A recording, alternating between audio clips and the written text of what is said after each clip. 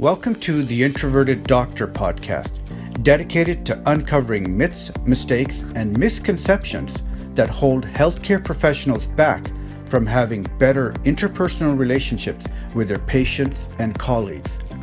In each episode, we focus on different aspects of a doctor's and other allied healthcare professionals' life, such as communication techniques, mindset, routines, habits, and behaviors, with the goal to show how to eliminate anxiety, trip-ups, and unwelcomed results that comes from ineffective communications. I'll reveal research routines and we'll have some amazing guests in future podcasts that will help shine light on a particular topic.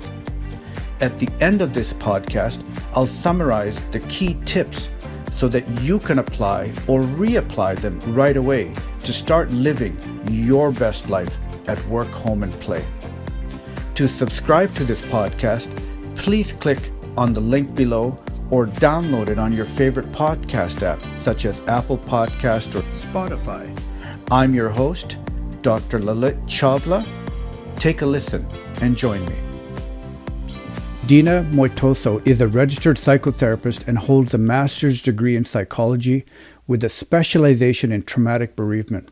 For over 20 years, Dena has provided individual and family counseling to those grieving the loss of a loved one. I first met Dena when she gave a workshop about grief, trauma, and death, and I was so impressed by the knowledge and stories and strategies she shared in that workshop that I knew I needed to interview her for this podcast. She is such an eloquent speaker and teacher. The interview was rich and had so much content and information that I made it into a two-part series. In the first section, Dena talks about a car accident that led to her tragic personal loss and how she almost died, and how that event led her to becoming a grief counselor. I also get a little personal about the loss of my mother, who died from metastatic breast cancer. Dena has so many tools and strategies and things that really help people understand about grief, post-traumatic stress, suicide, and how to navigate the emotions and behaviors around those topics. In this first section, we talk about how men and women grieve differently, how that affects their relationships. We talk about the whole task of grieving and the physiology of grief and why it affects us physically and why people have trouble sleeping and how to correct that. We also talk about how it differs when a child, teenager, adult, or elderly person grieves and why those differences happen. There was so much in this conversation. And if you have ever suffered from a personal loss, or you know someone who has, you will find these episodes incredibly helpful. So without further ado, here's our great conversation. Dena, I am so excited to have you here today, and thank you for doing this. My pleasure. Now, I want to ask you, you're a grief counselor. Mm-hmm. How did you get into that? Because I don't think it's something that somebody decides at one point, hey, I'll be a grief counselor. I was wondering if you could share with me how you got into this profession. Yeah, no, you're so right. In fact, it's very uncommon to find somebody who specializes specifically on grief. Most agencies have a broad range of approaches to the counseling experience. But yeah, I think my story is a little bit unique. So in my previous life, I used to be a special ed teacher working with developmentally delayed children.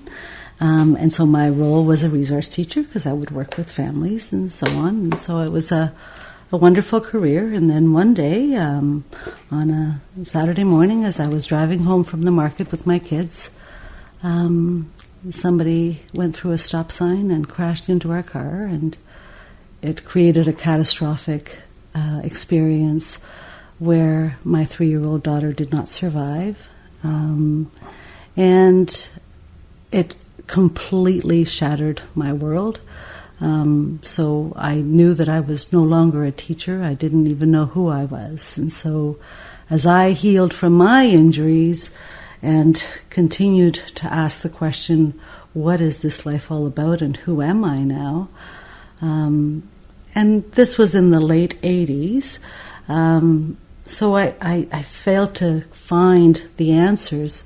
So I decided to become a student of myself and went back to school and took a lot of sociology courses, took a lot of psychology courses, took a lot of writing courses. I started off with a writing course so that I could kind of find some critical feedback to what I was feeding, to what I was feeling, and not with the intent of ever becoming a grief counselor, but rather with the intent of trying to figure out who I was. Through that process, as I developed more and more confidence, I started up a bereaved support group for parents grieving a child, and that was exactly what I needed at that time, to be with other parents. Long story, a little longer. The funeral home that gave the space for us to meet asked me if I would work for them, and as I was continuing to study myself, I found myself leaning towards the courses that gave me the answers. And a little longer, this story turns out to be that I became a grief counselor. Well, I took your workshop, the one-day workshop, and I learned so much in that one day that it was amazing. The science and the research. It was clear that you knew your material, so which was very impressive to me. I'm sorry about your loss of your 3-year-old daughter. That is probably the most feared thing I think any parent would have, is to lose a child. I don't want to dwell on this too much, but were you in like, how bad were your injuries? Were you? Well, my injuries were catastrophic, so I was the one who was not supposed to survive. But back in 1988, the diagnostic tools that we have were not as sophisticated as they are today. So her brain bleed went undetected, and so she succumbed to a head injury within 48 hours of the accident. Yeah. I'm sure we could go into how, for you to process all that. The one thing we hear people talk about: grieving, mourning, and bereavement. Are they the same thing, or how could you define that better? Sure. Actually, I must admit that it's actually the work of Dr. Alan Wolfelt. He's drawn our attention to language as a way to kind of guide us through this process. And so I'll give credit to him for reminding us that mourning really is the outward expression of this profound feeling of hurt and loss and brokenness.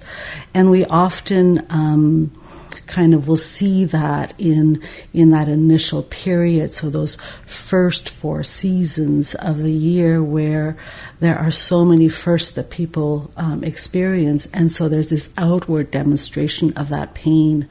And what happens is that over the course of time, that outward expression becomes internalized, and that's what we begin to call the grieving process.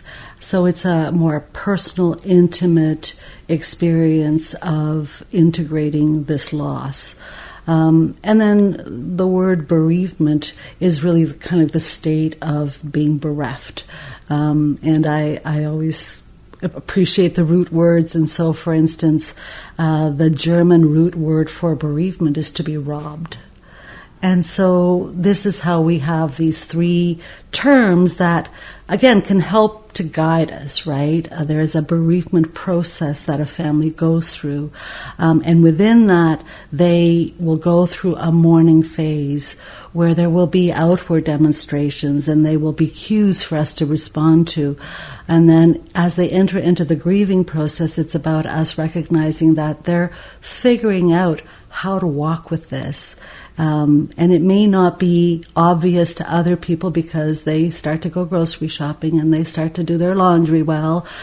But make no mistake, they're grieving on the inside, right? So those tears accumulate within, right?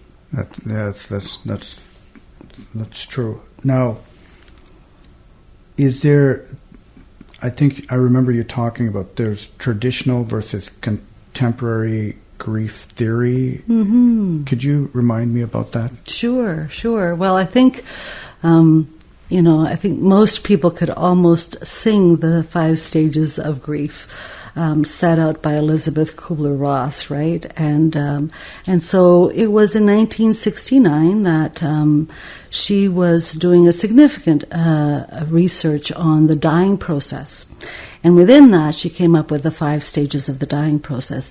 Now, at that time, there really wasn't a lot written about grief, aside from, Freud's, 1931 kind of submission of the melancholy phase. We really didn't know what to do with bereavement. And people started to recognize, denial, anger, bargaining, depression, acceptance. Hey, I go through all of those things when I'm grieving. And so they adopted those stages as guideposts, if you will. And so that was the beginning of a conversation, and it really took off because, to be fair, I think we all like to kind of think about nice, tidy formulas that have a beginning and an end, and it kind of created that. And so the impression, I think, that kind of led to was that grief is kind of somewhat orderly, that it does have a beginning and that it does have an end. And so, that's kind of the song that everybody started to sing. And I'll be even honest, I know that there are still some courses at university levels in which they're still teaching grief from a 5-stage perspective. I know that Elizabeth Kubler-Ross never really intended it to be that way. She's written books since then to kind of help people understand that. But it's hard to kind of undo something that people have kind of adopted, right? I guess to kind of get to the point in terms of the traditional perspective, it was highly influenced by that stage model. And the suggestion was that there are things that we have to go through, there are steps that we have to go through, but ultimately we come to an end. And so that's the traditional perspective on grief. It also kind of occurred during a time in which, after World War II, there were many people in this country, in our neighborhoods, who were grieving multiple people. And so because there was major casualties in those wars. And so it was really kind of hopeful to kind of feel like, okay, so we're going to get to the end of this. And so that's part of why we adopted this feeling like, we'll get over it, we'll get past it. Life is for the living, and just do that work, follow these steps, and you'll get to the other side of it. And so that's kind of like the academic perspective, because the soldiers in the trenches, the people who were grieving, the people who were walking through this, quickly found out that, I thought I went through the anger stage a month ago. Why am I angry again? And so they started to realize, I'm doing something wrong, or I have to keep my mouth shut because people will tell me I'm doing something wrong. And so the traditional perspective was scripted, but it wasn't very humanistic, if you will. So then gradually, as we get to the contemporary approach to grief, it is about realizing, okay, grief is not tidy. It's actually rather messy. And it doesn't have an end because love doesn't have an end. And so, it was many of the contemporary writers that started to talk about continuing bonds. Like I'm a big fan of Thomas Attic, who really kind of wrote a book called The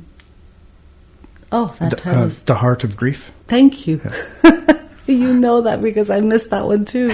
Anyways, The Heart of Grief, and he really kind of inspired us to kind of consider the relationship that continues when a person has died, and so the momentum was about continuing bonds and honoring the relationship and honoring the legacy of those who have passed. It's about recognizing that we have the capacity to live with loss. Did he say, I have learned grief is another form of love? Or Yes. Yeah. And I always thought, that was so nicely put. Mm-hmm. I learned that grief is another form of love. Mm-hmm. And when my mom, she died at 51, 52 from breast cancer. And I was a young man, in my 20s, and I remember it was a very confusing time for me. I was in medical school, just in there, and I think for a while, if I were to be honest, I think I was confused about what grief really meant. Mm-hmm. And then when I heard that expression, grief is another form of love, it changes grief. Otherwise, it can be very heavy on the heart. Mm-hmm. So I thought that was very useful. Mm-hmm. Now, men and women, the one thing that you really pointed out that really struck me in the workshop was that men and women grieve differently. And I can totally, I certainly understand what it's like. I know what I did. Yeah. Can you talk to that? How do they grieve differently? Yeah, well, men and women are different, right? Our physiology is different. Our, we're just different. And so it makes sense that at some level we have to accept the fact that there are different styles in terms of how to manage emotions. Now, having said this, it's not an absolute, right? Because there are plenty of men who have feminized qualities, and there are plenty of women who have masculine qualities. So but for the sake of this conversation, if we can just kind of use those terms, male and female. Or masculine and feminine energy, yeah. Correct. And then find where that people fit in within that spectrum, right? But essentially, masculine grief tends to be instrumental. So by that, it's referred to that many men are action-oriented. They're not necessarily the talkers. They're not necessarily the processors, the thinkers. They're more the action-oriented style. And so when I think about the many men that I have worked with over the years, yes, indeed, they're able to kind of find the narratives to express what they're feeling, but they need to also physically express the emotion that they're experiencing. I remember years ago, I thought, I'll put men together and form a support group. I was the one doing most of the talking, right? Because that's just not what comes more natural for men. Mm-hmm. And so, their feedback was, this would work really well if we could just kind of all find a cabin, chop wood all day, and then talk, right? And so they tend to kind of focus on actions and getting to the bottom of things. So if there's been an accident, masculine grief has a tendency of wanting to know, how did this happen? Why did this happen? And get to the logistics of things. And that's how those emotions are expressed. Whereas feminine grief is more kind of process-oriented, more talkative, more working through emotions. And at the risk of sounding stereotypical, the reality is little girls are kind of given tea sets to start that process of talking through things. And we continue on that throughout our lives. So it comes natural for us to talk, to be expressive, to find words that somehow define the expression, the feeling. And many men find it difficult to find the words. Well, I find that's where there can be a lot of conflict between men and women, if they're in the relationship. There's been a loss of, say, one or the other's partner, say a father figure or mother figure. Mm-hmm.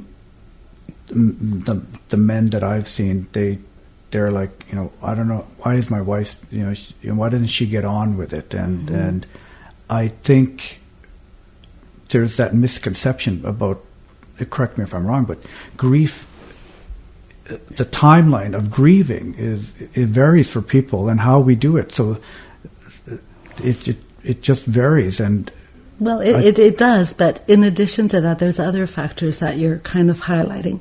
And one of them, particularly if it's husband and wife and they're grieving a child or they're grieving for an elderly parent or a sibling, husband and wives take turns. They can't both go into the pit at the same time, right? Oh, yeah. And so because, if you look at systems theory, if they both went into the pit, nothing would function. And so without a contract, without stating it out loud, there's this kind of natural turn taking where if one person is in the pit, the other one stands guard and they support. So that's kind of one of the elements that can be confusing for within couples. The other one, again, at the risk of being stereotypical, for many men, there's still a caveman component, a part of their personality, which is, I'm here to fix, I'm here to protect, I'm here to help. And when that partner is broken and they can't do anything to protect that or to kind of fix that, there's a frustration. And so that's part of the reason why some men have such a difficult time seeing their spouse suffer, because they can't fix it. Whereas, as you probably know, for many women, they can be in the hurt, they can be in the puddle and know that they don't have to fix it. But it's a natural instinct for men to want to try to fix that. So what would a hurting female, would she just want her husband... What can she ask from her husband or male just partner? To be present just in to the be pain. Present. Just to be present in the pain. It's not easy to see somebody suffering, but that's ultimately what would be the most helpful. But what about the reverse? Say if the male figure, say he lost his parent, and he were to always be chopping the wood, and there's been a bit of a change, more of a shutdown or close down, and that might cause the female partner to feel frustrated and say, you need to talk to somebody or you need to get some help, but they don't. Does that happen? It does, but again, those are assumptions that maybe are not really fair. Again, because for some men, it's not the narrative that gets them to a place of healing. For some men, it's about doing. Like I think about a couple that I worked with in which, the husband would go into the garage every night. For a year, he would go into the garage and spend hours there.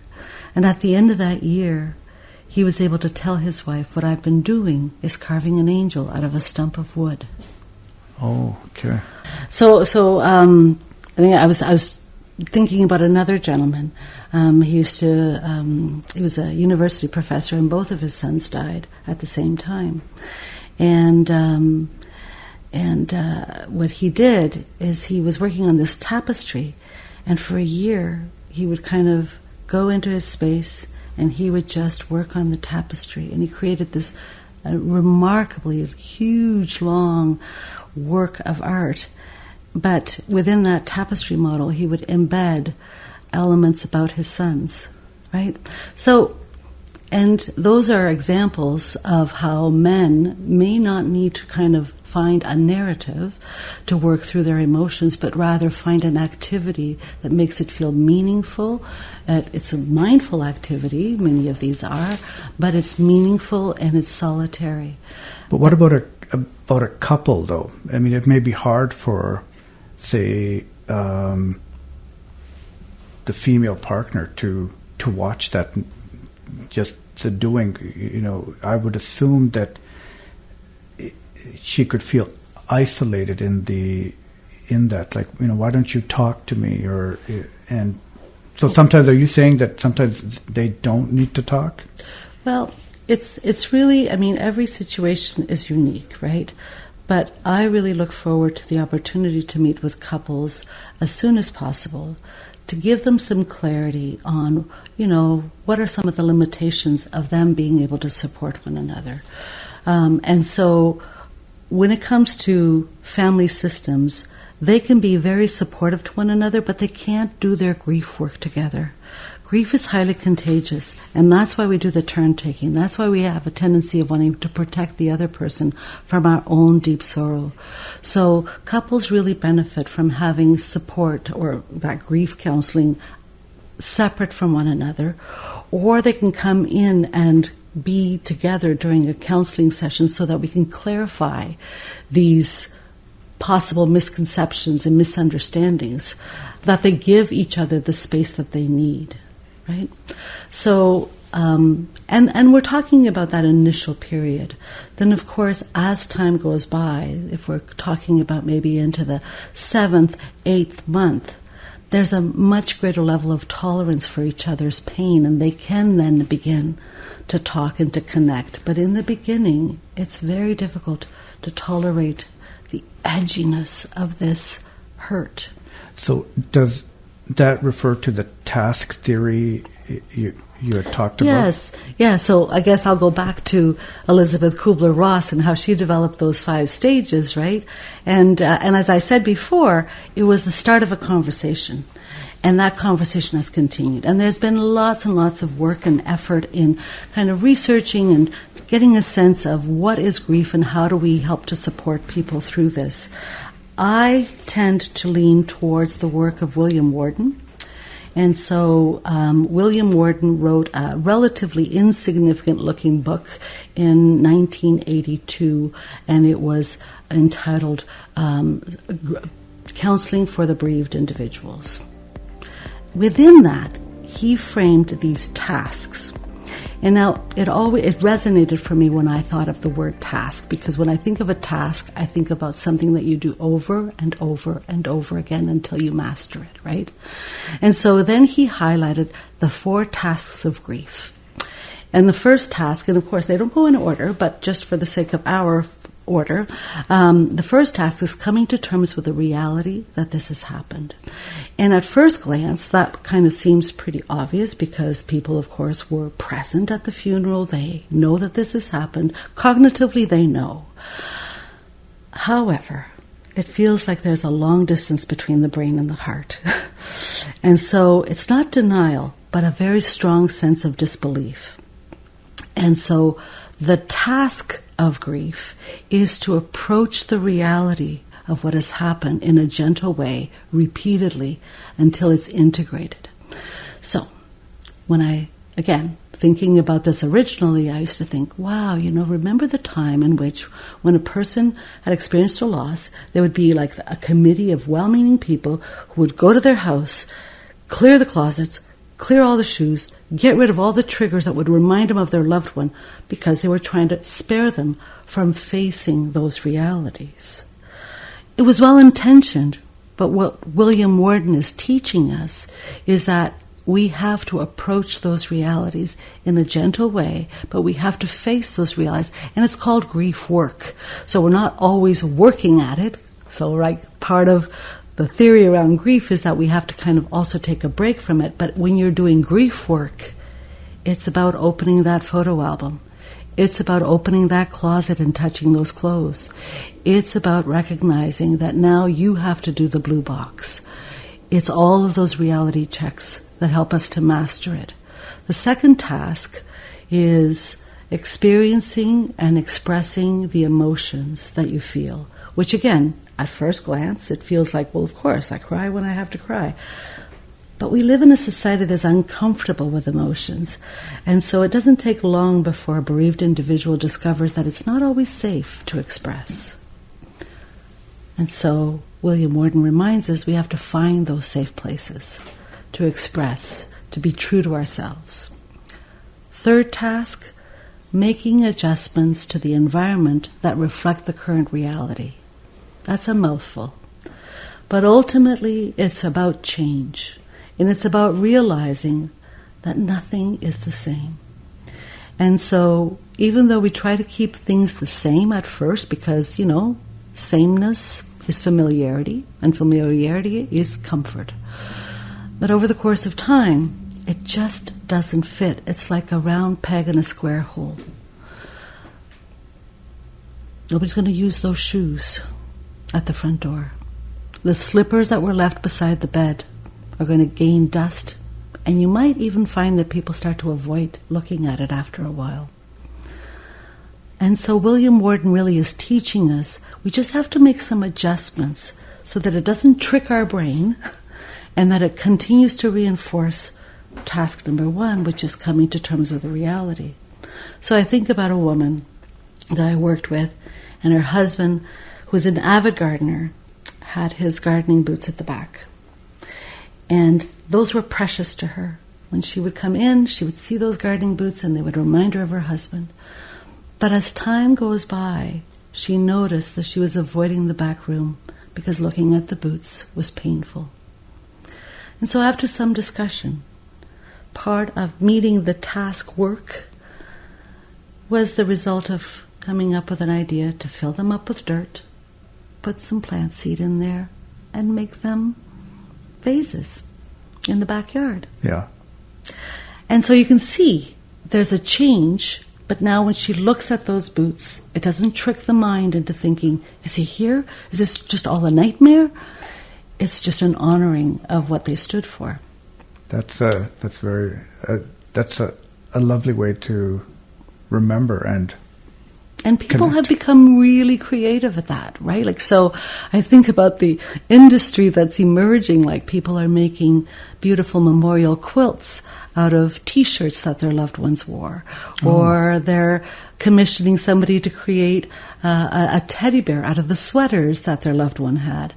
And it's just about transforming something so that you don't have to get rid of everything. You just have to kind of make some adjustments so that you keep the things that make you feel linked to that kind of ongoing relationship. And those linking objects can be really meaningful. Yeah.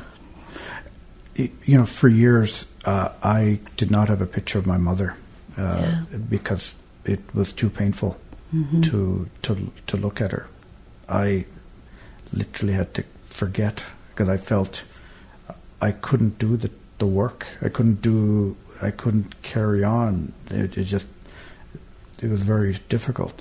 Yeah. And it's only, you know, in the last few years I have a picture of her in the office and in my home office, and so. And had I known some of those tools, I mean, I don't have any. I don't think I have anything physical but that just having that picture just really helps me honor her and not forget. So. Yeah, well, and I think it's natural, right? Because if initially you look at a picture and it provokes tremendous pain, of course you would avoid that pain, right? But I guess what we're talking about with regards to this task work is realizing that part of this journey involves intentional approach towards that which is painful, and it's what we call grief work, so that we can begin to integrate the experience of loss with our life, because pictures are incredibly precious, aren't they? And if we interpret that initial surge of pain to be bad, there's a huge consequence, because by putting away the memories, we put away the love. And there's a fracture in us if we have to do that. So even though at first it's very painful, the outcome is the opposite of that, because you actually feel connected. So I hear what you're saying.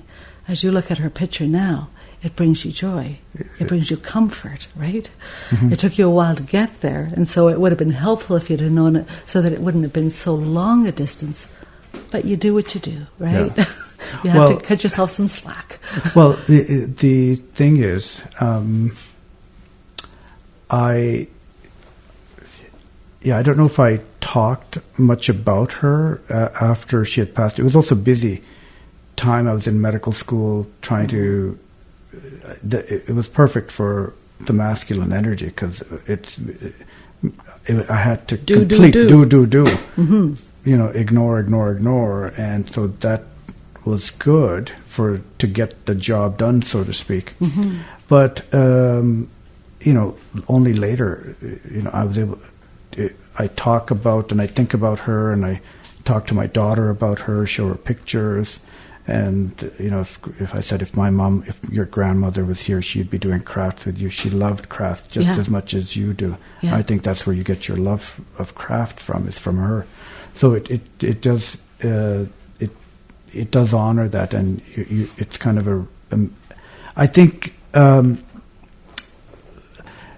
You had talked about this at the workshop, is that, say, for instance, if a parent has lost a child and they walk into a room and the other people who know that they've lost a child, they feel guilty or they feel reserved to talk about their child playing baseball and things like that. Mm-hmm. So there's a silence, right? Yes. Yeah, and sometimes what happens is that people's grief is disenfranchised for that level of protection, right? And so the component with regards to disenfranchised grief is that the less that it's acknowledged, the more profound your grief reaction is. So though it's better to talk about, say, what your child did, even though they lost their child, and even because I think there would be a hesitancy. If I talk about my son or my daughter, it might make her or him feel bad. Right. But you're saying that's not the case. Well, I sometimes have very well-meaning people ask me this question. Like, I don't want to talk about it because for fear that they're not thinking about it or that I'm going to trigger them. And I always have to remind people, they're thinking about it. Yeah. You never have to worry about it. You never have to worry about it. Yeah. It may not be here. It might be over to the side. But it's always present. Because we are the sum of all of those who have touched us, right? And so when somebody who has really shaped who we've become, when they pass away, they remain with us in a different way. Mm-hmm. At first, it's filled with pain, but as time goes by, it continues to be a reference point. So when I hear you talking about how you speak with your daughter, she knows her grandmother. Mm-hmm. And she never met her. Right. Right? Right. And isn't that what we want? We want to kind of maintain a level of legacy that carries that person's love and spirit forward.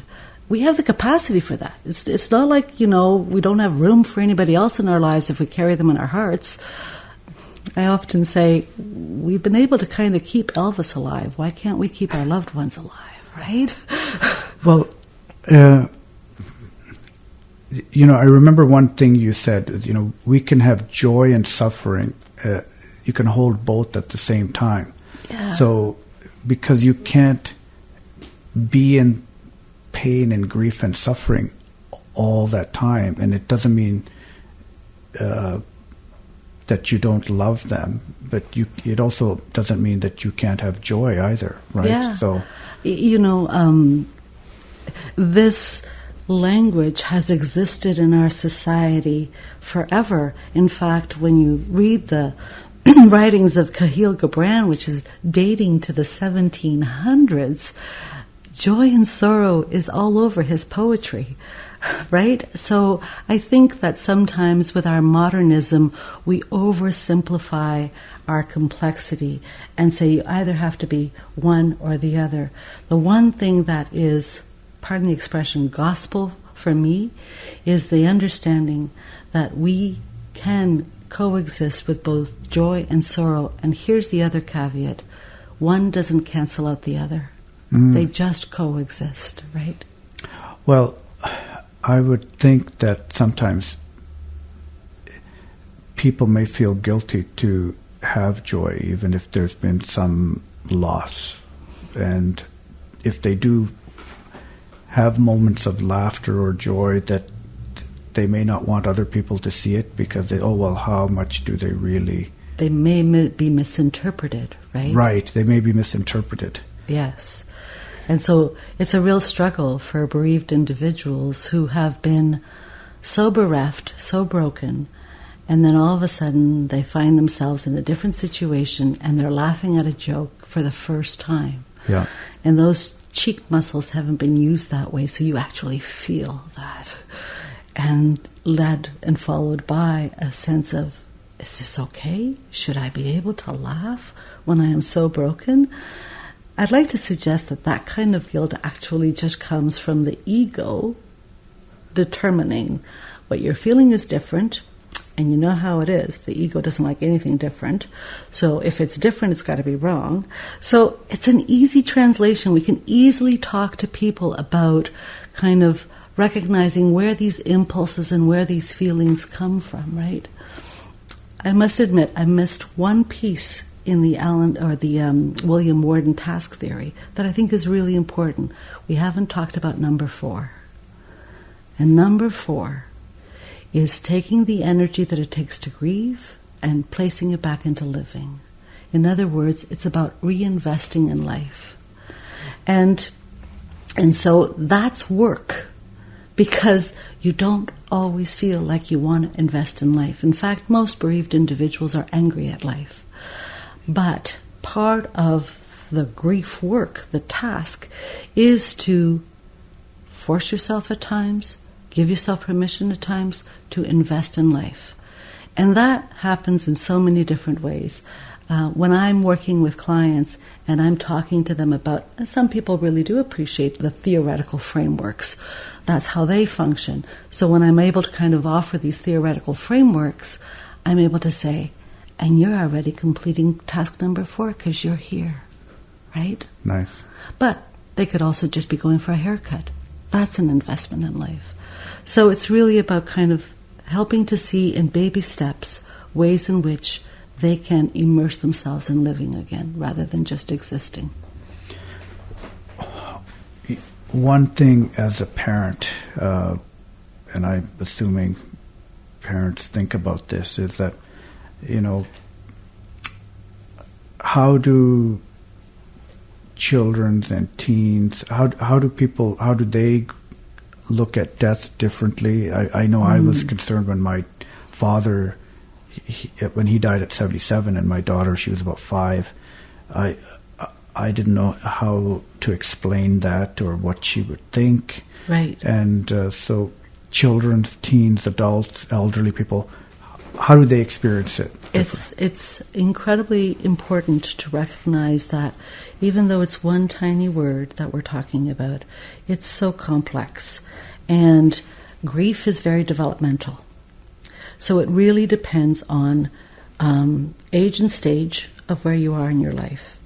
Age in terms of cognitive growth and development, in terms of being able to understand abstract concepts, and development meaning where you are in your life cycle that will allow for this grief work to take place.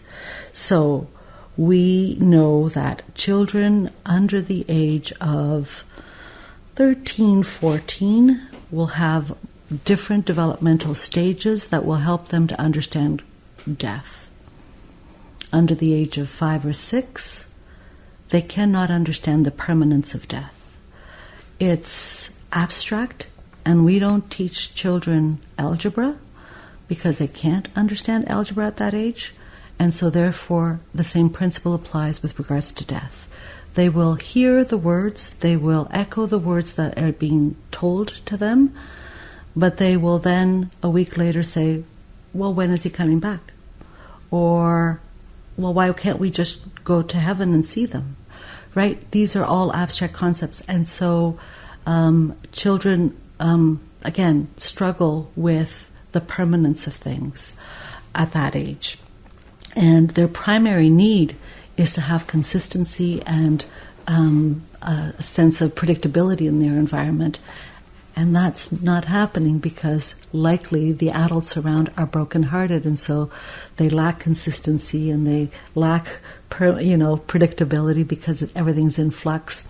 And so children demonstrate emotional distress over those things more so than the loss of the loved one. because they always expect them to come back. So then we go up to the ages of 8, 9, more so around 9, 10. And what happens is that they begin to understand the permanency of death, but they also start to kind of look at death as a bad thing, and that something bad happens when people die. So this is where people can, or children can begin to have nightmares because they start to kind of generalize that bad thing. And this is where the boogie monster kind of comes in, where like it was, and there's, magical thinking that happens. It's not uncommon for kids to say, well, it was because I didn't eat my spaghetti that Daddy died. Or if I had not broken that toy, Daddy would be here. So it's not uncommon for kids to try to make sense of how something so bad can happen, and they often over-identify with themselves. And then we go into the next developmental cycle, which is the adolescent period. And the adolescent period, whereas, sometimes they get a bad rap, but teenagers are highly spiritual. They're looking for the meaning of life. They're trying to make sense of life and what happens around them. So they're deeply feeling people. When a tragedy happens, and particularly if it's within their peers, they are deeply bereft by that loss because they're trying to make sense of what's going on in the world. Then you go on to emerging adults, where part of their function is to kind of, figure out who they are, what their level of industry is, can they form intimate relationships. If a death occurs then, it compromises their ability to trust that there is a world out there that they can trust in, that relationships can remain, that people don't just die. So it has implications in how they invest in life. And then you go into the adult age, and for us adults, because we're, primarily done developing psychologically, like we kind of know who we are, we have our sense of industry, we've got relationships. So the grieving process has more latitude. People have a tendency of grieving more intensely in their adult years because there isn't anything else standing in the way, right? Last cycle, the senior years, tend to be a little bit more compromised in being able to express emotion because their bodies are compromised. And so to feel intense emotion is risky because it can elevate your heart rate, it can elevate your blood pressure. And it's not that they're doing that, it's like our system seems to regulate the emotional output. Not uncommon for me to hear people saying things like, it doesn't seem to affect Grandma. I don't know why Grandma's not reacting. I thought Grandma would be much more upset.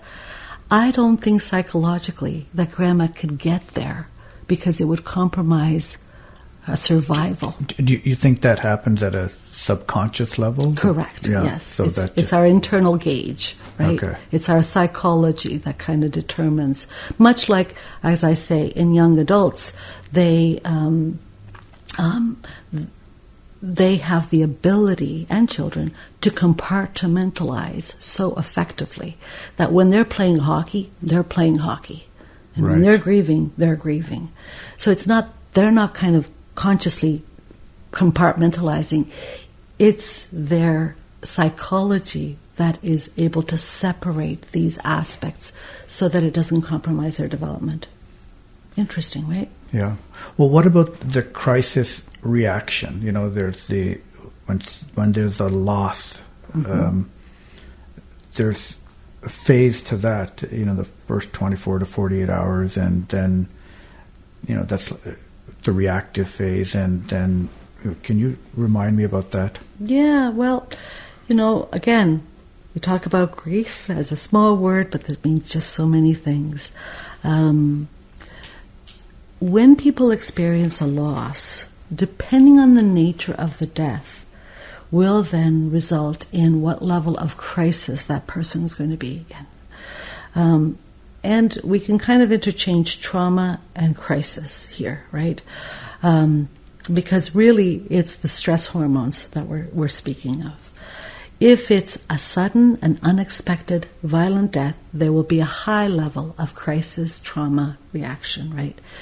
If it's a loss that has been as a result of a palliative care situation where there has been some anticipation that that person is going to die, it's going to be a low level of crisis and trauma, but there's still going to be crisis and trauma. Many people will tell you, even though I knew it was happening, when they took their last breath, I couldn't believe it. It took my breath away. Right? So we're never really fully prepared. We think we are, but when the time comes, it provokes that crisis, right? So again, think of it on a spectrum, if you will. There's a high degree and a low degree. What we can tell you is that in the first 48 hours or so, people will have these stress hormones pumping through their veins, the cortisol and the adrenaline, and it serves them well because they're able to put one foot in front of the next. It dampens their emotions ever so slightly so that they can figure out who on the list they want to call. Within 24 hours, they're essentially entering into a financial arrangement with some funeral home, which is big. But because of this stress hormone component, it is dampening the surge of acute emotions, making them actually pretty competent and able to put together the most remarkable memorial services, right? Think about the number of times we've gone to a funeral and it has been so meaningful. And families only have 3 days to do that. I've always been amazed by that. Right? That how is that possible? Yeah. Yeah. Yeah. And it's so because... that's because the cortisol levels because they've are so got those high. cortisol levels and the adrenaline levels. And so those actually create a level of competence that... And again, I think we've evolved into using these systems in our society anyways, because... I can certainly tell you that there are many other societies in which there's a huge demonstration of emotion right off the bat.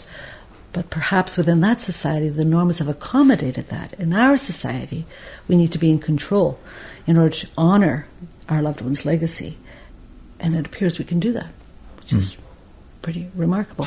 So then what happens is that over the course of weeks, days and weeks, those cortisol levels reduce. So the adrenals start to neutralize, and as they do, then emotions begin to become more and more permanent and more acute. And so it takes a good 6 to 8 weeks for your adrenals to neutralize. Again, think about that on a spectrum, right? If it's in a violent, sudden death, we're looking more like 8 weeks out, 8 to 10 weeks out. And so the acute period of grieving is actually somewhere between 2 to about 6 to 7 months. And that is so contrary to what most people expect, right? Most people expect grief to kind of occur almost on a linear level. Kind of like if you break a bone, you heal, calcify slowly. With grief, it's a bit backwards in that you feel numb, you feel dissociated, you feel disconnected for the first couple of months, and then you begin to feel the impact and the permanency of that loss in those months after. And so it's an acute period because it is during this period that fewer casseroles are arriving, fewer phone calls are coming in. Now that blue box definitely has to be filled. Can't put it off anymore. And the reality of that person's absence begin to manifest in so many different ways. So you can't escape it. When you say blue box, you're talking about like the recycling? I'm talking about the ordinary tasks of housework, yes. Okay. The recycling, right? Okay, right. Many people speak of that because it's often, oftentimes it's the partner that had that job, When you're in a relationship, you divide and conquer, and you quickly find out There are tasks that you've never done Right. that now you have to do. Right. Right. One thing that is very helpful is about how our sleep is affected when we go through the different cycles. And I really like the analogy of the file folder and how we can use that technique to make it easier. I've actually used that also with journaling. I've told patients about that, how to decompress it. Could you recap that for the listeners? And my pleasure. Yeah. That whole sleep, how it happens, what happens in that time, why do we stay awake, etc. Yeah. It's one of the first things that I try to educate clients that I serve is on the sleep cycle. And again, it's not that hard to understand, but I don't think that we have done a very good job of getting to know how sleep works. So, first of all, it's understanding that we sleep in cycles, 90-minute cycles. And after 90 minutes, or within those 90 minutes, we go through different levels of consciousness. We enter into restorative sleep, and then we enter into REM sleep. And REM sleep, the first REM sleep is only about 10-15 minutes long. Then we go into another 90-minute cycle with restorative sleep in there. And then the next REM sleep doubling to maybe 20-25 minutes. And so on. Throughout the night, this is what we do. Our REM sleep increases, but we have these increments, these cycles, right? Once people understand that, then they begin to kind of master their own kind of sleeplessness by understanding what wakes them up. So, most common for people who are newly bereaved is to, and again, I can almost finish the sentence for them. They say, I go to sleep at 11, and then I wake up, it's like 1:30, 2 o'clock every night. And they're trying to figure out, what do I do? I've gone to my doctor to tell them about this. I give them sleeping pills, but I can get to sleep, I just can't stay asleep. And that's a telltale mark of high levels of adrenals, right? Like, so your adrenaline levels are so pumped that people are not able to get to sleep. But once your adrenals are neutralized, that's not the problem. The problem is the overload of the brain. So, you know, many of your listeners will know this as well. We have learned so much more about what happens in our sleep. We now know what happens in REM sleep. What happens in REM sleep is the brain sorting through the day's information and then consolidating it with existing information. So I literally think about our brain like a computer and all the file folders and the files. And so this happening, this loss, is so new that it's like the brain doesn't even know what file folder to put it in because there's no reference, right? During REM sleep, as the brain reviews the day's occurrences, it's looking for a way to consolidate it. But given the fact that there has been so much happening in that person's life, I imagine that there is a firework of activity that actually jolts people into the awake state in the second REM sleep.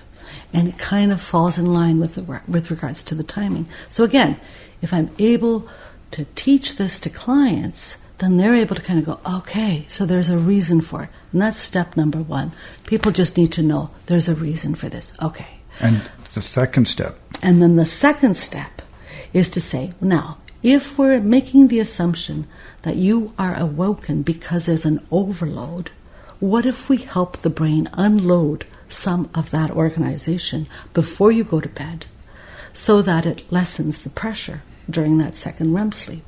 So what I counsel people to do is to get a sheet of paper, not a pretty journal, but a sheet of paper, and to literally write down their whole day's events in detail. I woke up at this time. I did this, and then I did this, and I can't believe I ran into this person, and then I saw this on the commercial, and then I saw this on the radio. Every single thing that they can think of to write and write and write. Point form. It doesn't have to make sense. Just write the whole day as much as you can remember. And then take that piece of paper, rip it up into little pieces, throw it in the garbage and say, there, I'm done with that day. And that lightens the cognitive load. It appears, my experience with most people, takes a good 3 days of them doing that, and then they start to regulate their sleep. So at least 3 days of doing that. Yeah. Because I've shared that technique with people who just have trouble sleeping. They say their brain is too full. They just keep thinking about too many things. And they have found that has helped them. Just because... So we must just be processing all the little things that are maybe, not hugely important through the day, but and we're still processing. Because the caution here, it's not necessarily to provoke emotion at the end of the day, because then that will create another set of variables. It's really about mechanically reviewing the day, dumping it on that paper, ripping it up, because that's very symbolic, saying my day is done, doing some rituals around calming down and getting ready for bed, and allowing then for your brain to kind of do the rest of the work that you didn't do. So you would write I brushed my teeth. Whatever comes to your mind. Whatever comes to your mind. Absolutely. Yeah. And then again, ripping it and making that a ritual for completion. I think the reason that I notice a 3-day phenomena in terms of it becoming more consistent is that we also have to tend to the circadian rhythm, and the fact that if you've had bad sleep habits whereby that becomes a part of a pattern where the brain now just kind of naturally wakes up, whether or not it's the REM sleep, it takes a while to undo that. So, but it's good to hear that some of your patients have recognized, almost at the right from the top, that it starts to help them. Well, even if there's no loss, it's just a way of decompressing. Mm-hmm. And I think that's part of a good nighttime ritual, is decompressing. But I'm wondering, do you find that it helps to help them understand why? In terms of the sleep cycles, that sleep education, that sleep hygiene? I don't know if everybody really understands the why of it. Because when you go into REM, non-REM, it may be complicated. I remember it was even complicated when I was studying it in medical school. So just trying to remember that. But if they're I find most people are generally saying, okay, just tell me what to do, okay? Mm-hmm. And if that works, I'll give it a try. Mm. And I have told them, stick with it for at least 5 days. Mm-hmm. Don't put any judgment. It's not like regular journaling where you're trying to process your feelings or anything. It's just very boring kind of stuff. Mm-hmm. And then I use the example you say. It's just your brain is trying to file these things away, mm-hmm. and you just have more stuff to file than the average person. So that's giving them an explanation, right? In terms of that's the function of REM and the fact that they have these REM cycles. Yeah. I find that if we're able to kind of find the words that make sense for people, that they become much more intentional about this commitment to help themselves. It's the same kind of principle as, most people, and I hear this often, will say, yeah, I'm always being told to go for a walk. I don't want to go for a walk. What's the point in going for a walk? I don't have any interest in going for a walk. But if I'm talking about the benefits of a walk by saying, you know what, people who are in distress are lazy breathers. We don't breathe well when we're in distress. The one thing that is a for sure, you cannot walk without breathing. So when you go for a walk, one of the benefits is that it forces you to breathe well. And when people understand that there's a higher motive, an actual reason why this would be beneficial, they're more likely to engage because now they have intent. Right? That makes sense. Walking is one of the best meditative exercises as well because it forces you to breathe. Correct. And you're out in nature. Yeah. So I'm a big fan of walking. Anybody who lives in my neighborhood knows that I'm walking. Right. And I'll walk 5-10 minutes just because it just relaxes me. It does something. Mm-hmm.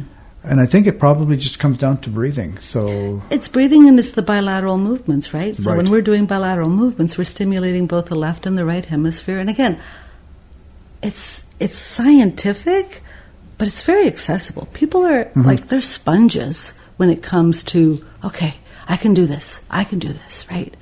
You know, the same thing goes for like hydration, how important it is to drink plenty of water. But if we don't explain why, then they might kind of go, oh, yeah. But if people understand, well, stress is a huge dehydrator. Think about the number of times you've had to kind of do public speaking and you get pasties. Like, everything dries up. So this is the most stressful time in your life, and your body just needs to be quenched. And so no less than 1 liter of water a day. Well, I say 3 to 4 liters. Well, that would be good, yes. So, I aim for that. Well, the average person should drink at least 3 to 4 liters. For sure, and every coffee, tea, alcohol, or juice you drink, you got to drink another glass of water. Yeah. I'm a big proponent of hydration.